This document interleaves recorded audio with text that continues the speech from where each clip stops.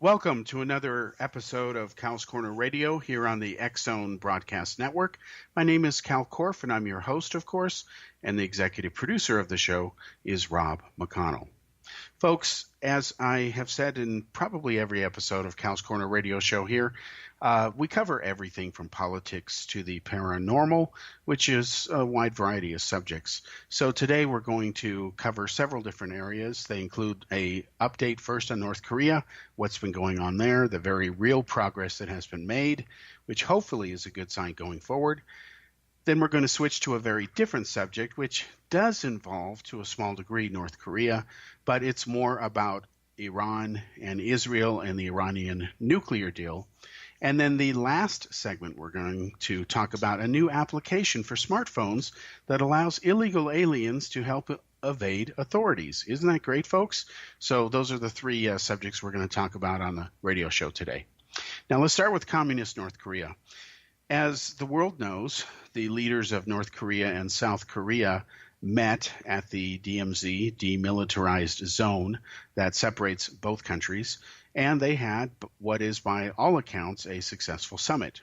There is a lot of good news that has come out of communist North Korea, which is rather surprising. We have to be honest about this. First is their offer to completely denuclearize the Korean peninsula, and since they're the only entity there that has nuclear weapons, that means they would have to give all of them up, or at the very least put them under international monitoring. The demand that North Korea had previously made that American troops must leave South Korea is no longer on the table. They're not even interested in going there, apparently. That is another significant step forward. The communist North Koreans have said they're also going to close their nuclear test site. Now, the real reason they're probably doing that, at least it's a key factor, is that the site has pretty much destroyed itself and it is damaged beyond practical repair. It was built by the Russians. It was never meant to last these decades, but they've been using it. And because they've blown off too many weapons at the wrong depths, the site is effectively now contaminated and destroyed. So they've offered to close it. Now, both Koreas have also stopped broadcasting propaganda radio blasts into each other's territory. The militaries on both sides are standing down, but of course remaining alert. President Donald Trump from the United States has agreed to meet with the leader of communist North Korea at the DMZ, which is probably the best historic and symbolic place to meet. It is hoped that a genuine or long-term or permanent, and I mean really permanent, agreement can be reached with communist North Korea and eventually reunify the two Koreas. And both leaders have talked about that briefly. In fact, within about a year's time, according to the reports coming out from the summit, from the meeting of the two leaders, even families that have been separated by decades between the two Koreas forcibly will be reunited. Now, as I've talked about before, the question now becomes, what happens to communist North Korea?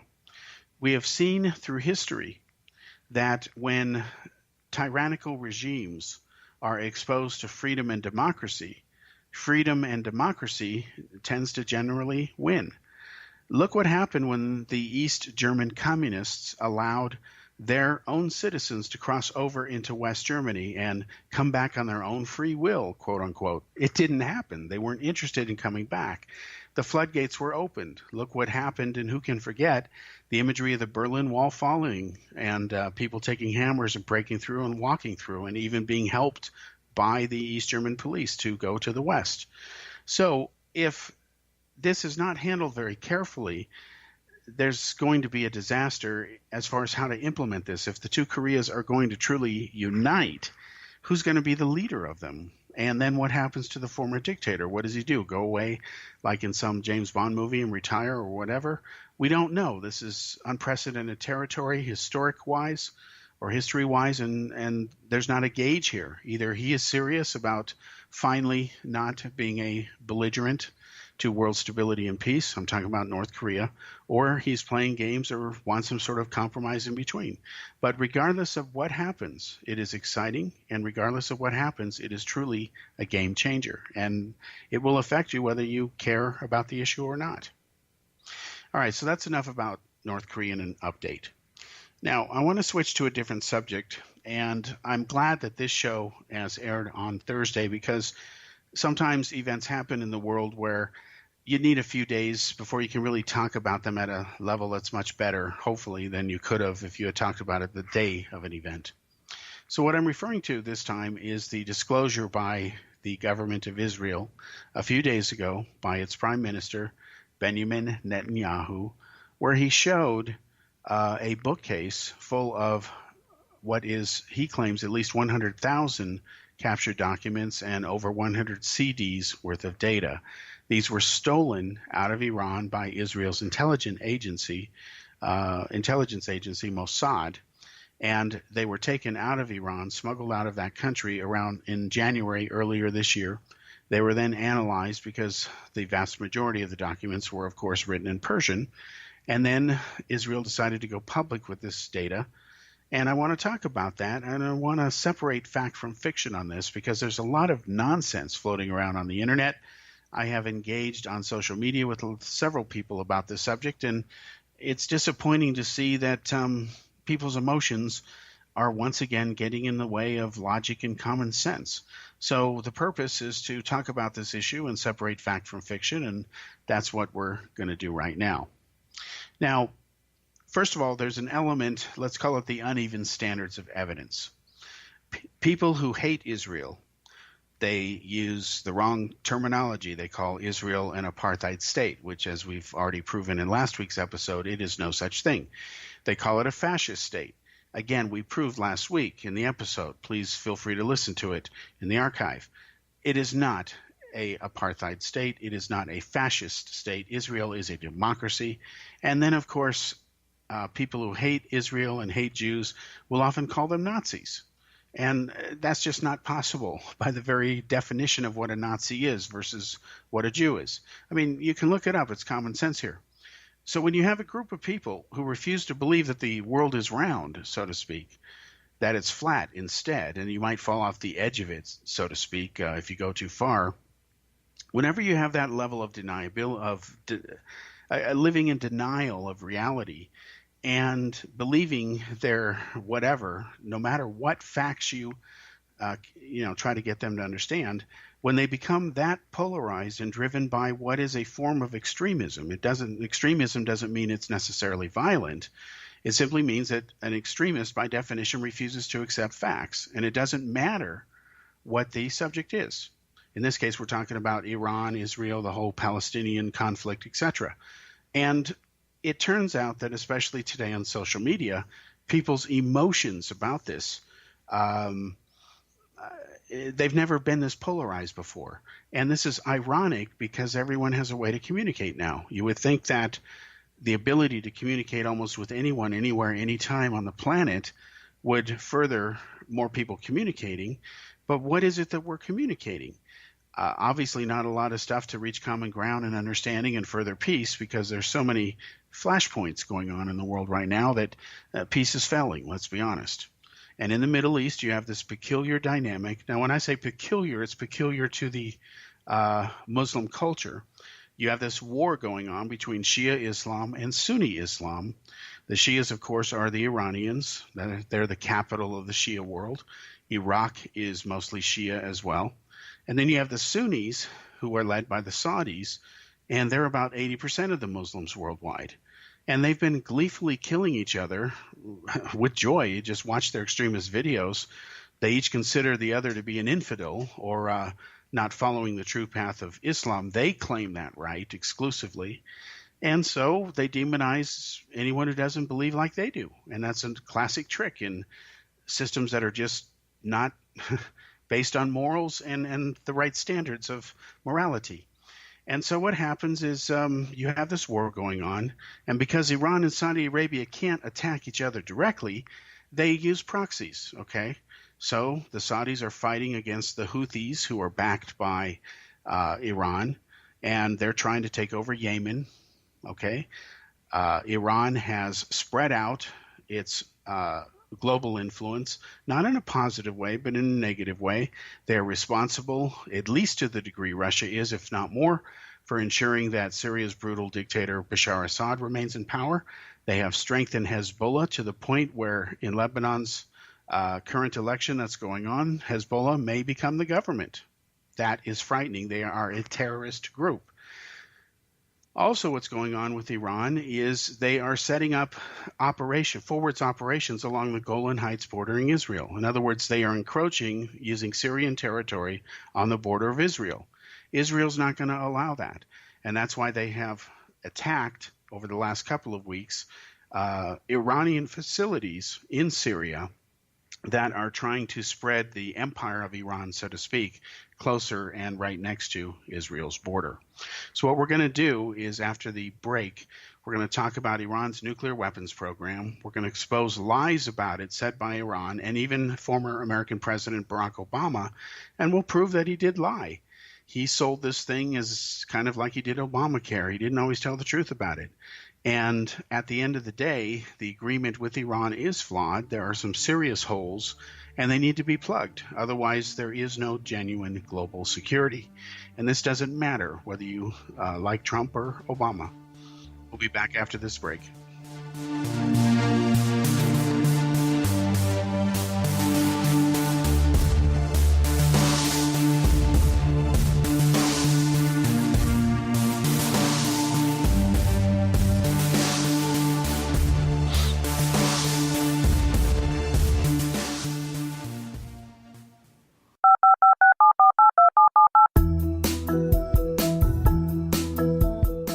Did you know that when you're on the road with limited data or Wi-Fi, you can still listen to the X-Zone Radio Show with Rob McConnell, The Science of Magic with Gwilda Wiyaka, X-1, Dimension X, Space Patrol, and every minute of the X-Zone Broadcast Network by calling 213-401-0080, courtesy of Audio Now.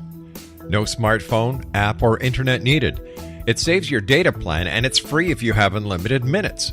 Call 213-401-0080 to listen on any phone, anytime, anywhere. Remember 213-401-0080 for the best of the paranormal, parapsychology, and sci-fi radio programming anywhere, 24/7, 365.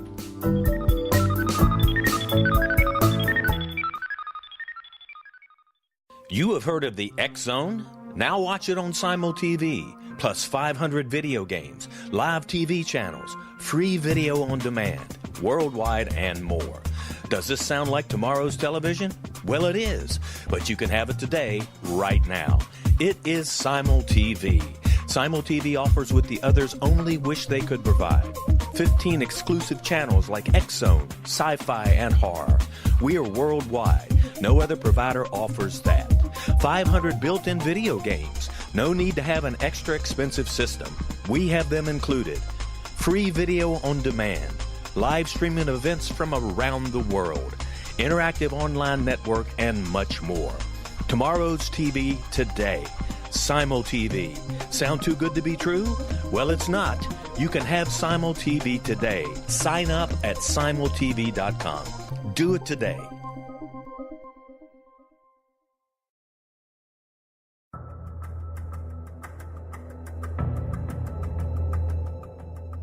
Modern Esoteric, Beyond Our Senses by Brad Olson, consummates the lifeology story about where humanity originates. It is the lost continents, the primitive wisdom, the mythos of creation, and the rethinking of ancient history as we are taught in academia. There is much more to the story than what we have been told. As this is the first book in the Esoteric series, Modern Esoteric starts at the beginning of time and accelerates up to this modern age. Future Esoteric is book 2 in the series and takes a forward-looking position ahead of today with an open and honest examination of the ET issue and various unexplained phenomena. To discover the writings of author Brad Olson, visit www.bradolson.com. That's www.bradolson.com.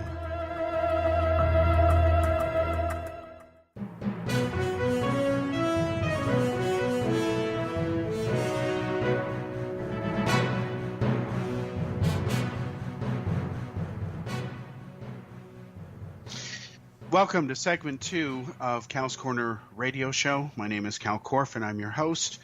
and Rob McConnell is the executive producer. Now, before we took the station break, we talked about the Iranian nuclear deal, or at least we said we're going to start talking about it. That subject is going to dominate probably all of this segment and maybe part of the next one. I haven't timed it, of course, and let's get into the facts now.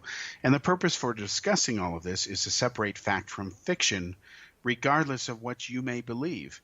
See, whenever you look at an issue, especially when it's important, you have to kind of pull your ego out of it and understand that facts exist independent of anything else.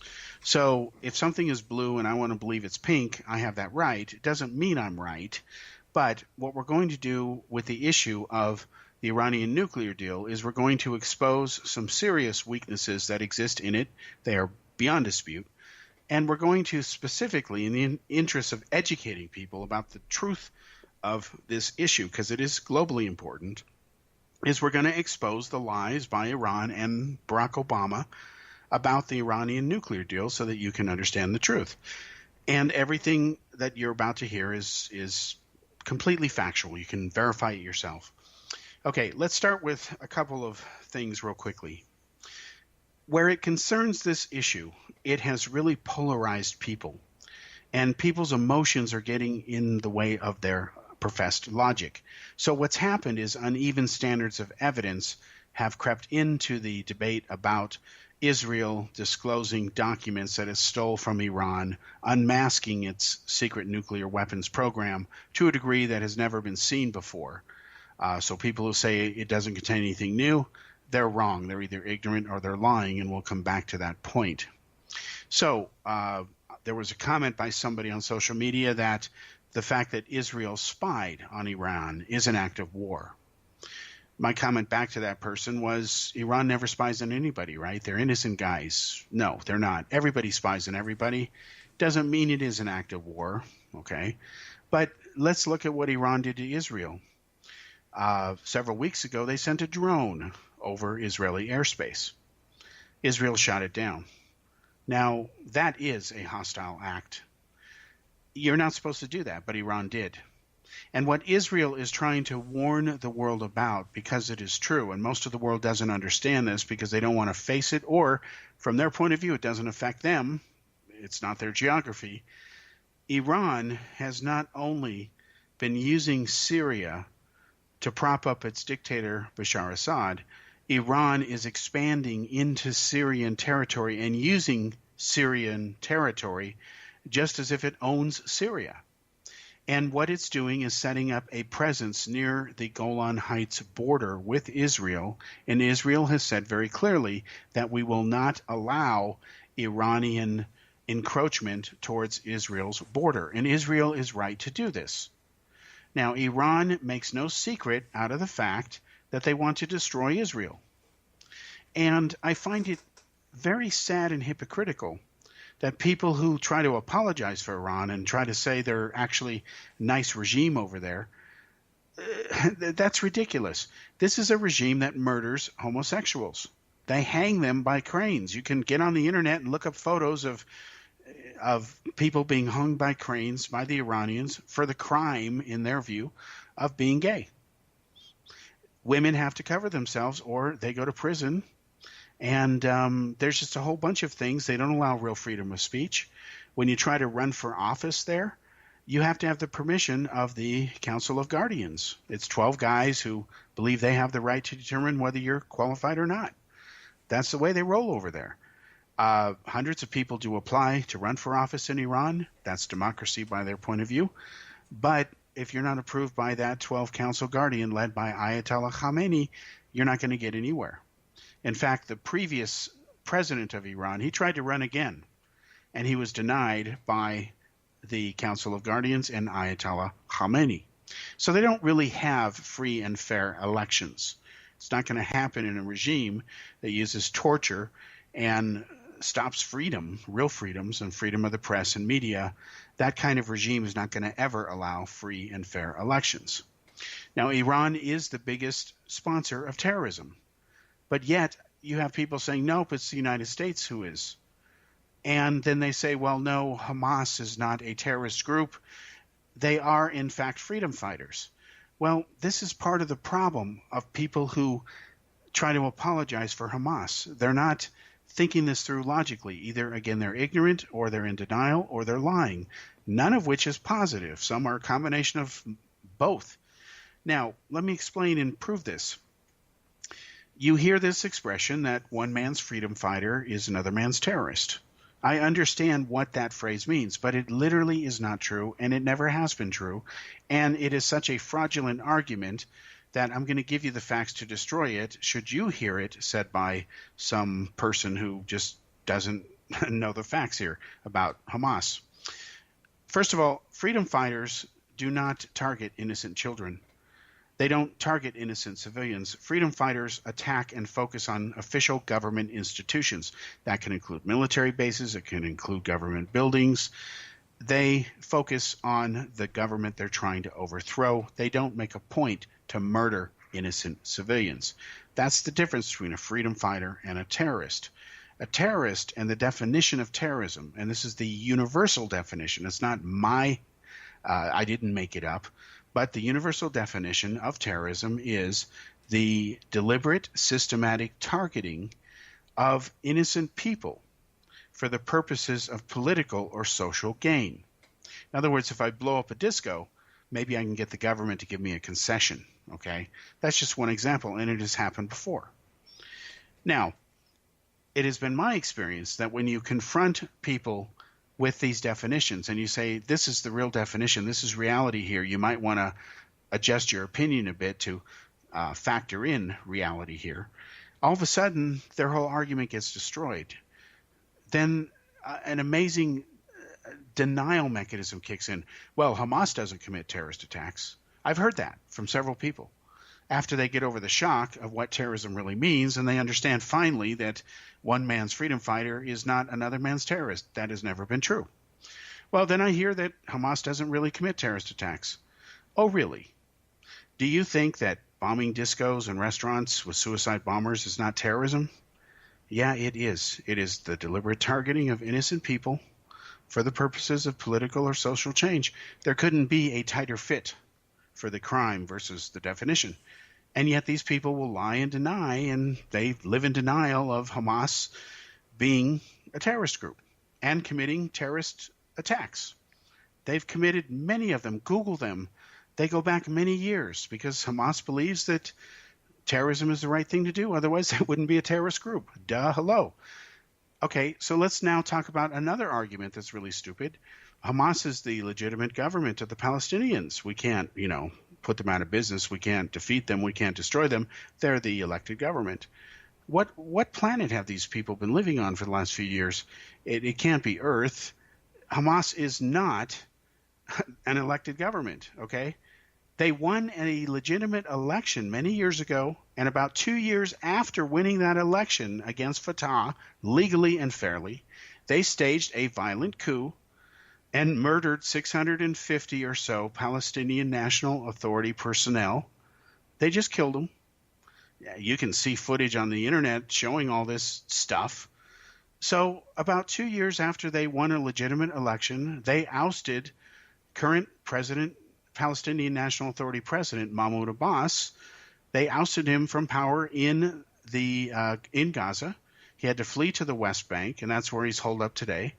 And ever since that violent coup about 2 years after Hamas had won a legitimate election, they took over, they became a dictatorship, and there has not been a fair election with viable opponents since then in Gaza because Hamas simply murders its opponents. Now, I will tell you that I did a very interesting experiment, at least I think so, recently. I posted a documentary on the brutality of the Hamas regime, and you see Hamas personnel in this documentary openly talking about the punishment that they give to people. This includes executions for selling marijuana or hash. It includes imprisoning women who dare to have a baby who are not married or out of wedlock. They get 3 years in prison. They get to keep their baby, but they're still in prison for 3 years for the sin of daring to have a baby outside of marriage or even being single. That's how Hamas tries to control people's life in Gaza. And so you see these Hamas officials on camera talking. It's the real thing. They're not actors. Israel isn't framing anybody, which is another ridiculous argument I always hear. And you see Hamas boasting about this brutality, and people who are defending Hamas, they remain silent about it, or they even say it's all a forgery or fake. It is so bizarre what people are saying to just be in denial of all of this that I'm not sure that truth is ever going to win again unless you have a truth nuclear bomb, and even then, who knows if it's going to work. So what we have going on here is this double standard of evidence, again, using careless terminology that doesn't mean what it does, and they project it into issues like what Israel has done with the nuclear deal and the lies that have been said by its promoters, including Iran and Obama, about the nuclear deal. And what we'll do is we're going to spend most of the next segment going over the fine details here, or at least the important key points of the nuclear deal and where it needs to be fixed. We'll be back after this break.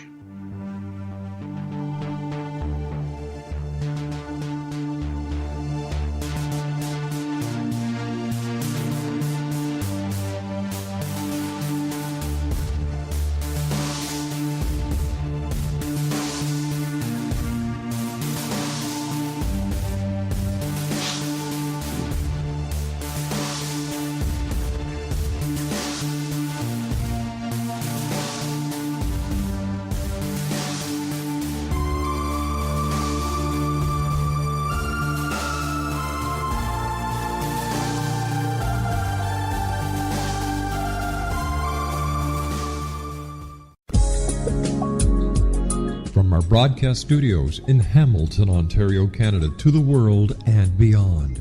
You're watching the X-Zone Broadcast Network, www.xzbn.net.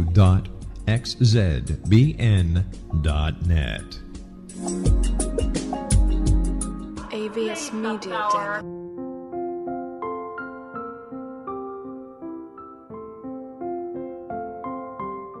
I am Dr. Carl O'Helvey, founder, president of a new cancer foundation focusing on evidence-based physical, mental, and spiritual interventions, including natural cancer cures, prayer, meditation, affirmations, nutrition, and other related holistic cancer prevention and cure modalities. These are used in cancer education, research, and financing care. I ask for your help to continue this important work by donating at www.holisticcancerfoundation.com.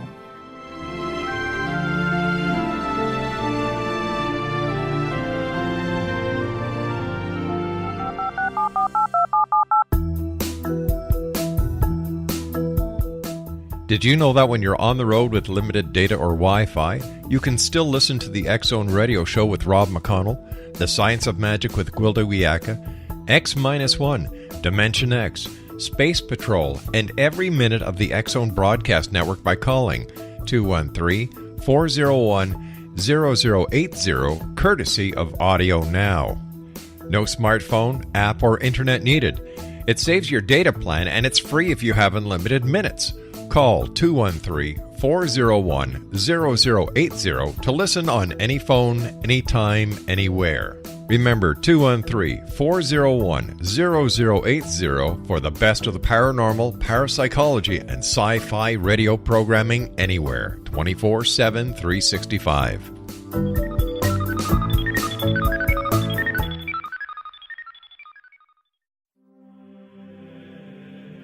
Rob McConnell here, presenting an overview for Nicholas Paul Jennings, author of a fascinating book, Amen. It presents facts revealed by Egyptologists, facts that enable us to understand why Amen is the beginning of creation of God. It provides recommendations for religious leaders of the major religions to unify their beliefs and teach the Word of God. Love one another. Amen informs people how mankind conceived God.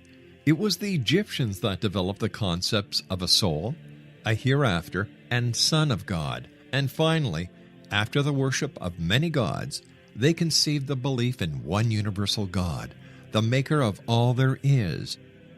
For more information, visit www.futureofgodamen.com. That's www.futureofgodamen.com.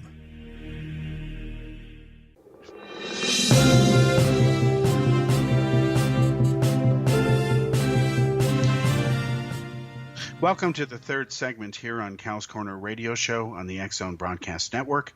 My name is Cal Korff, and I'm your host, and the executive producer of the show is Rob McConnell. So let's cut to the chase about the Iranian nuclear agreement, or Iranian nuclear deal. We'll call it the IND for short. Now, Israeli Prime Minister Benjamin Netanyahu, we must remember this, he dropped a global political bombshell recently when he announced from Israel's Ministry of Defense that Israeli intelligence, Mossad in this case, had obtained copies of top-secret documents and imagery, which proves that Iran has lied about its rogue nuclear weapons program. Now, while Netanyahu mentioned that over 100,000 documents and image files, including videos, had been stolen from Iran and taken back to Israel from the warehouse where the Iranians had secretly kept them. So these are the originals that Mossad got. They're all in Israeli possession now, this batch of documents, and they may number as high as 500,000, more than 100,000 that Netanyahu mentioned. Now, a key claim from Netanyahu's presentation could not be more blunt. It was two words: Iran lied. That's it. Iran lied. We know what the definition of Iran means. We know what the definition of the word lied means. Of course, a lie is something that somebody makes a point to state that they know is not true. So they can't deny they didn't know. They're lying. Okay? Now, Netanyahu not only proved his point in his presentation, and it took him about 20 minutes to do it.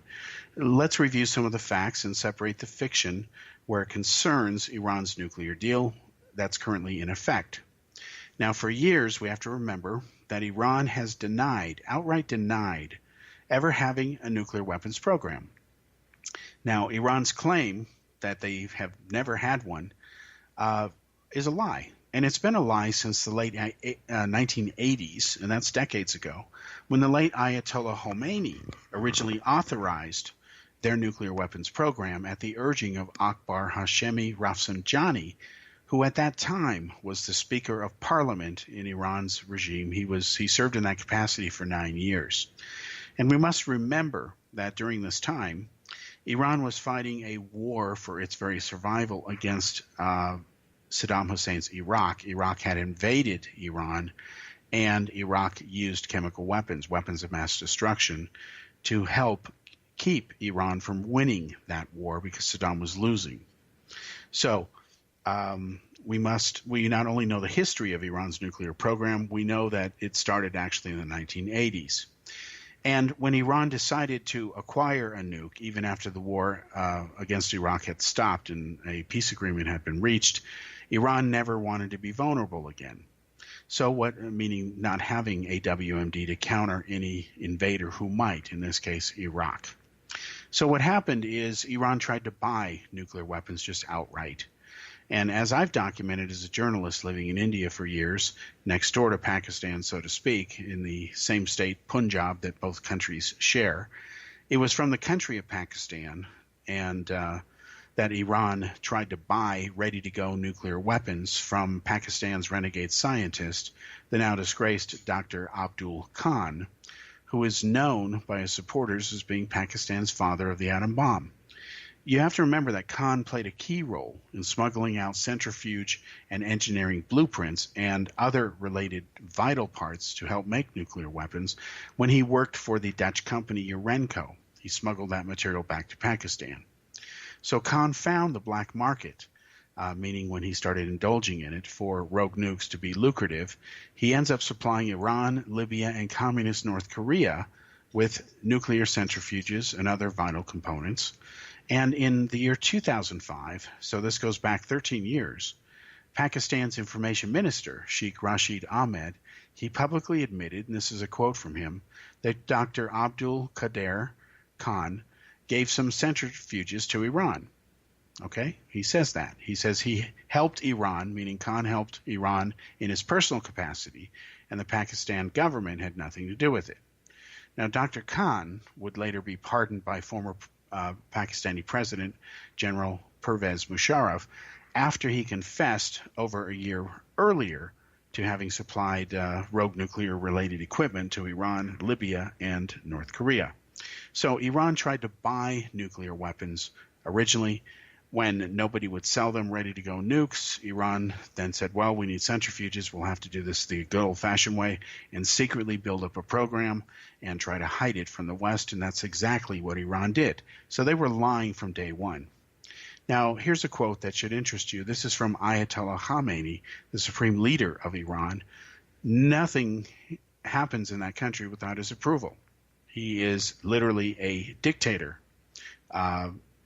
In their system, authorized by their religion, their particular form of Islam, which is Shia Islam. So this is a quote from him. He says, I stress that the Islamic Republic has never been after nuclear weapons. Now that's a very short and to-the-point sentence. It's very blunt. It's very simplistic. Khamenei should be commended for how clear it is. Again, he says, I stress that the Islamic Republic has never been after nuclear weapons. Well, if it was never after them, why did his predecessor, Ayatollah Khomeini, authorize developing a nuclear bomb? Why did they try to buy them ready to go from Pakistan? Why were they buying nuclear bomb-making material like centrifuges and blueprints from Pakistan on the black market? Why were they cooperating with North Korea and even Libya off and on to work on nukes? So if they never were after nuclear weapons, none of this stuff would happen. And the logic here is beyond obvious, and yet people remain in denial of it. It's like this statement by Iran means nothing. But I argue it means everything, because these are the same people we're asked to trust now with this agreement.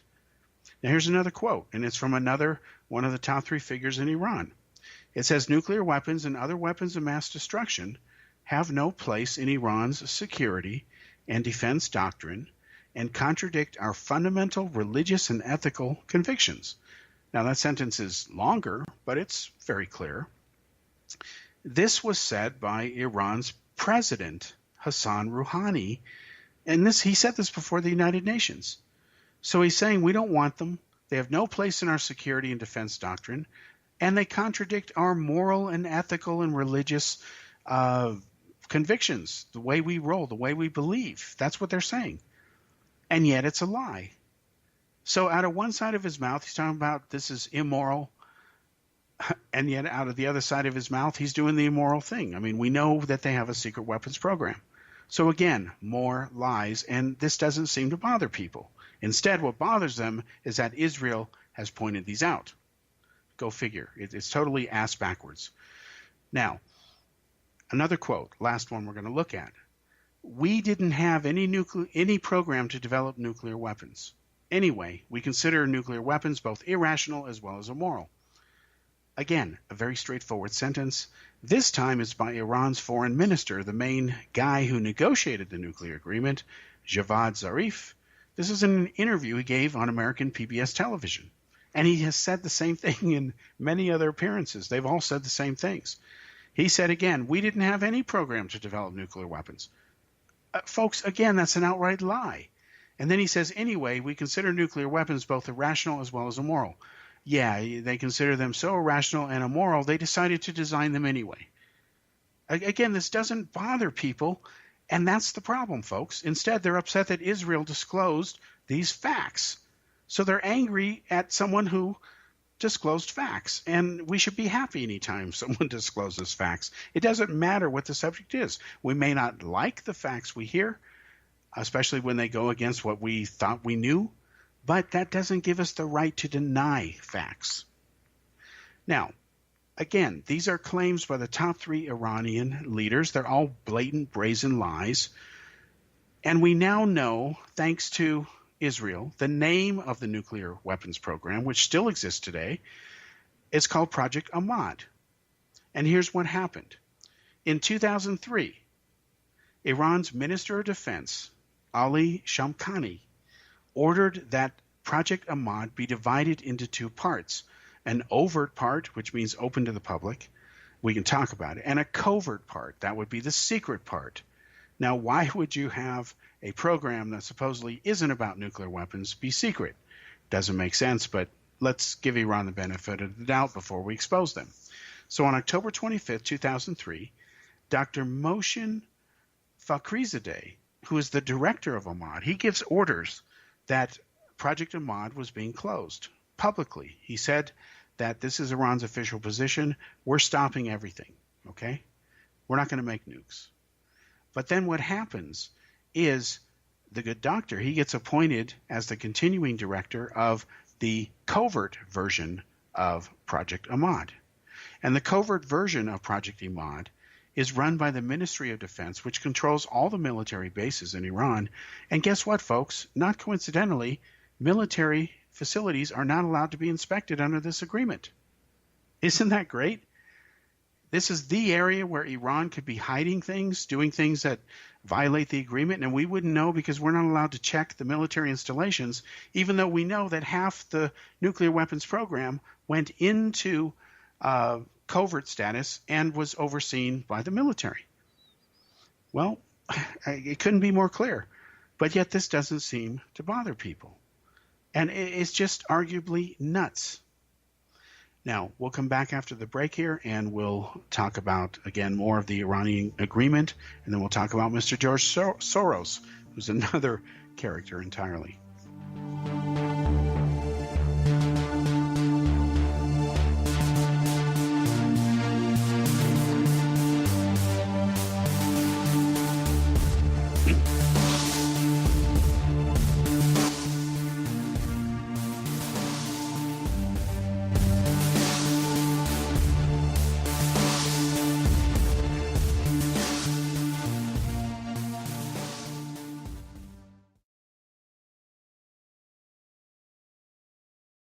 You have heard of the X Zone? Now watch it on Simul TV, plus 500 video games, live TV channels, free video on demand, worldwide, and more. Does this sound like tomorrow's television? Well, it is, but you can have it today, right now. It is Simul TV. Simul TV offers what the others only wish they could provide. 15 exclusive channels like X Zone, sci-fi, and horror. We are worldwide. No other provider offers that. 500 built-in video games. No need to have an extra expensive system. We have them included. Free video on demand. Live streaming events from around the world. Interactive online network, and much more. Tomorrow's TV today. Simul TV. Sound too good to be true? Well, it's not. You can have Simul TV today. Sign up at simultv.com. Do it today. The new nonfiction book, Razor of Madness, is similar to cult movies like Clockwork Orange, Dragon's Tattoo, or The Other Side of Hell. Wayne Morin Jr. and Thomas Lee Howe will expose widespread and systematic deficiencies in this thought-provoking tell-all novel. Mind control rages among scholars in law schools. Human rights are ignored while thought reform and mental manipulation are accepted practices used as behavior modification. Dr. Louis Jolyon West comes to mind. Media and public scrutiny shows that United States mental hospitals are in fact destructive murder industries. Razor of Madness expose novel details this epidemic through an in-depth professional and personal investigation. For decades there has been a revolving door policy that still releases killers and pedophiles back into society. The maestro of mind control continues to haunt America to this very day. Razor of Madness is available in paperback or as a downloadable ebook at Amazon.com. I'm William S. Peckham. If you enjoy a good mystery with a touch of the paranormal, then you'll love my novel, From Out of the Woodwork. It's the story of a young Toronto contractor, Sean Kennedy, who buys derelict homes, guts them, and turns them into multifamily dwellings. Slums just waiting to happen. When Sean buys 29 Livery Lane, the house fights back. Former owners unexpectedly come out of the woodwork as he starts the destruction. The apparitions come to him when he touches old books, reads hidden letters, rummages through old boxes, finds a locket, or reads a discovered manuscript of a murder mystery. From Out of the Woodwork will take you from 1899 to the horror of the World Trade Center, September 11, 2001. Check out From Out of the Woodwork on my website, www.williamspeckham.com.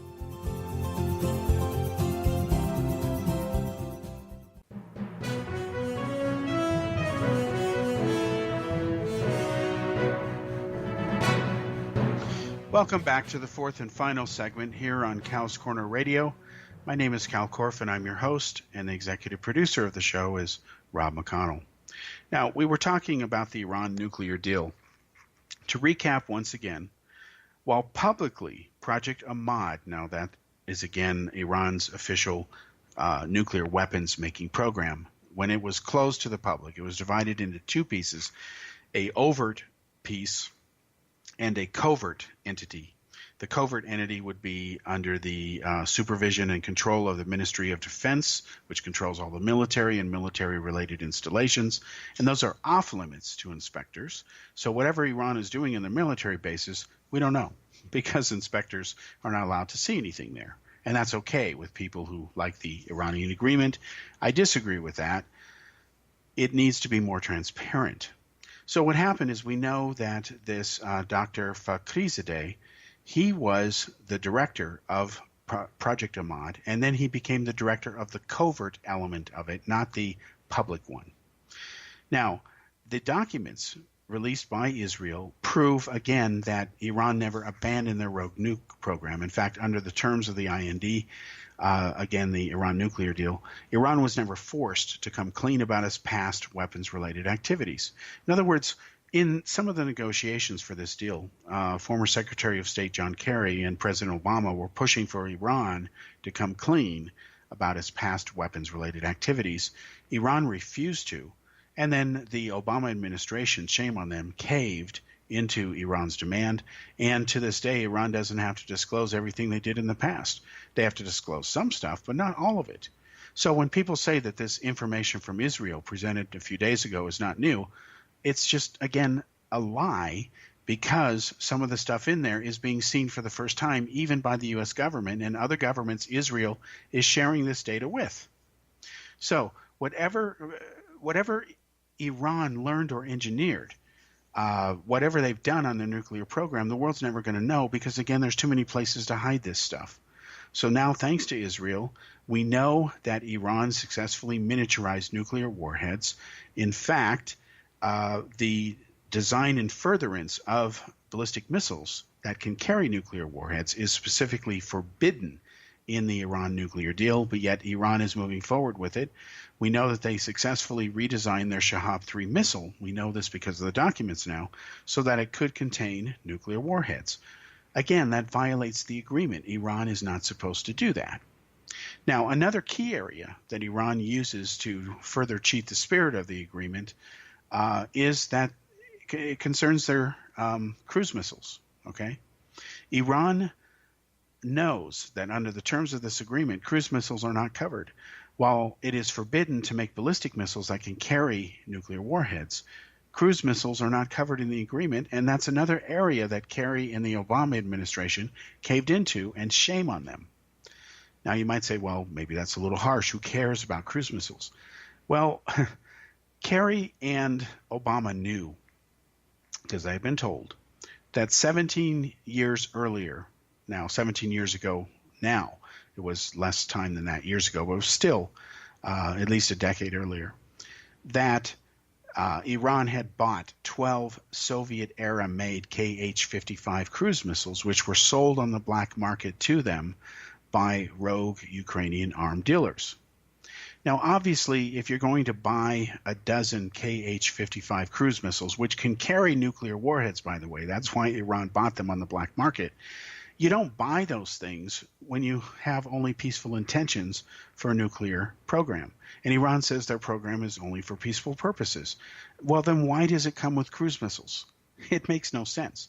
And these are not just ordinary cruise missiles. They can carry nuclear weapons. They're made in the Ukraine as a knockoff of the Soviet Union's Kh-55 cruise missile, and they have a range of 1,860 miles. They can not only fly way past Israel, they can hit a lot of targets geographically in the world. Again, a range of nearly 2,000 miles. So what Iran did is they bought these on the black market, And then they started reverse engineering them. And to this day, their cruise missiles are among some of the best, I'm being honest with you. And of course, they are capable of carrying nuclear weapons. And again, this is a clear violation of the spirit of the agreement. Unfortunately, because of the way it was negotiated, cruise missiles are not even mentioned on the it's part of the agreement. Again, it's only ballistic missiles. So we must remember that even Obama lied about the Iranian agreement. He said on August 5th, 2015, in his speech announcing it, that after 2 years of negotiations, we have achieved a detailed agreement that permanently prohibits Iran from obtaining a nuclear weapon. He says it cuts off all of Iran's pathways to a bomb. It contains the most comprehensive verification regime ever negotiated to monitor a nuclear program.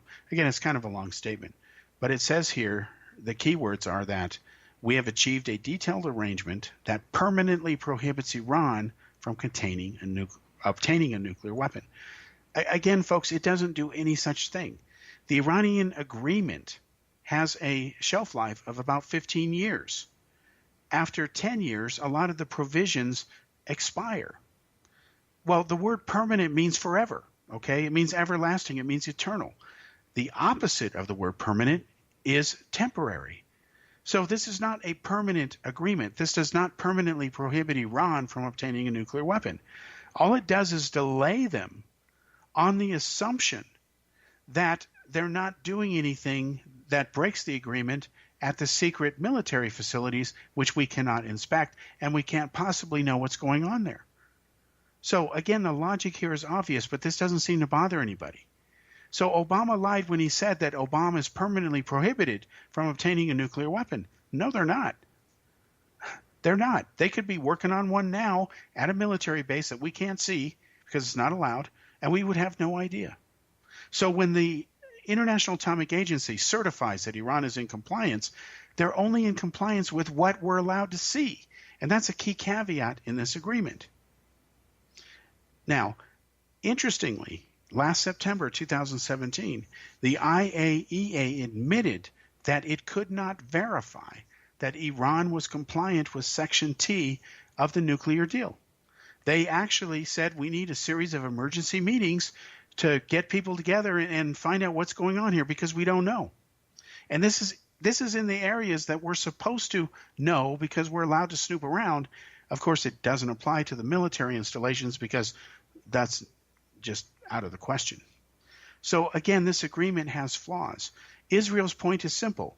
If you're going to stop them from making nuclear weapons, it must be a permanent solution because if it's not permanent, it's temporary. Duh. Israel wants a permanent solution. Why shouldn't Iran, if it says we don't want nukes, we've never tried, and they were really telling the truth, even though we've exposed the fact that they've lied, if they really want peace and don't want nuclear weapons, why don't they just come clean and cancel and make full facilities available for inspection so that everybody can know what's going on or what isn't going on? Right now, under the current agreement, we can't do that. And then there's one final point about this, which gets lost on everybody, which is ridiculous. Iran is basically threatening to make nukes unless you don't penalize them or sanction them economically. If you take away the penalties, they won't make nukes. Well, what they're saying, folks, is we'll obey the laws because we signed the Nuclear Proliferation Treaty Agreement. We're not supposed to make bombs under law, or you can stop us with military force. That's the terms and conditions. So we won't make bombs if you pay us. We won't make bombs if you don't sanction us. But if you penalize us or, try to hold us accountable for sponsoring terrorist groups, then we're going to continue with our nuclear weapons program. Well, imagine the principle here that you pay people to stay within the law. Where can somebody get that kind of gig? Because that's exactly what is wrong with the Iranian nuclear deal. It has holes in it that need to be plugged. Nobody's advocating going to war. But if Iran doesn't stop its ways of trying to expand and spread its revolution, it is going to lead to an inevitable conflict. And you can't avoid that if you're going to stand up for what is right and moral and just. And the world must do that.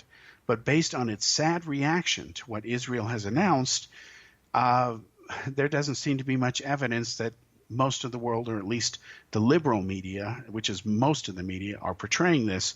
They're mad at Israel for trying to stir things up or release these facts. And then they're saying, well, it's nothing new, even though they hadn't seen this stuff before. So again, you have to just shake your head at this and wonder what is wrong with people. I've never seen it this bad. It used to be on the extreme fringes of some UFO cult or whatever, in the New Age La La Land stuff. But now it has entered mainstream on issues that literally concern the entire planet. If the Middle East goes nuclear, the whole world loses. And that's just reality. So that's my case in short regarding the Iran nuclear deal. There have been lies about it by Barack Obama and, of course, Iran especially. And people who are mad at Israel need to rethink their view and understand that Israel was right to tell the truth, and it is up to the world to decide what to do or not to do in response to the disclosure of this material. Now we're going to use the remainder of the time to quickly talk about George Soros. His foundation has released his Open Border Society, apparently an application for smartphones that allows illegal aliens to evade officials. In other words, it helps them commit crimes. Now, if one considers immigration a national security issue, and one should because all it takes is a suicide bomber to get through and kill people, you have to have a secure border, especially with terrorists. And yet Soros is allowed to write an app that helps them break the law? This is ridiculous, but that's where things are. We'll be back next week for another episode of Cal's Corner. Thanks for joining us.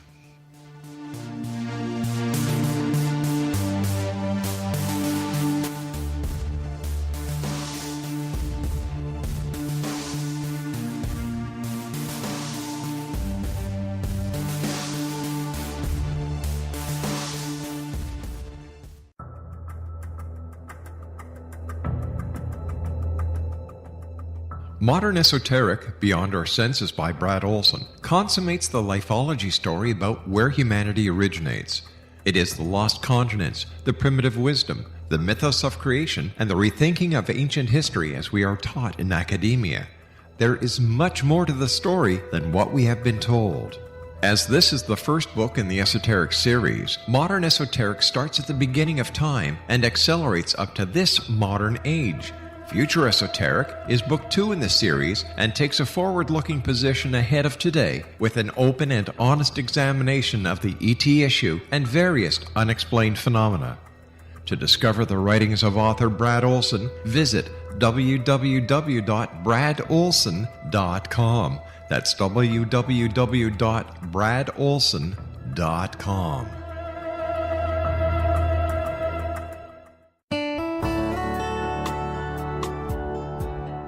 Are you or is someone you know struggling with addictions, depression, anxiety, relationships, low self-esteem, lack of confidence, grief, success, and prosperity?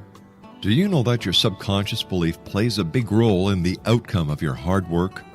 We can help you permanently change the beliefs that may be the reason for your struggles and failures.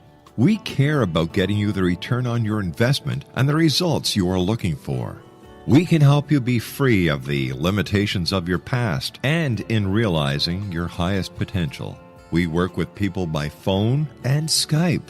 For more information, visit us at www.ritasoman.com. That's www.ritasoman.com.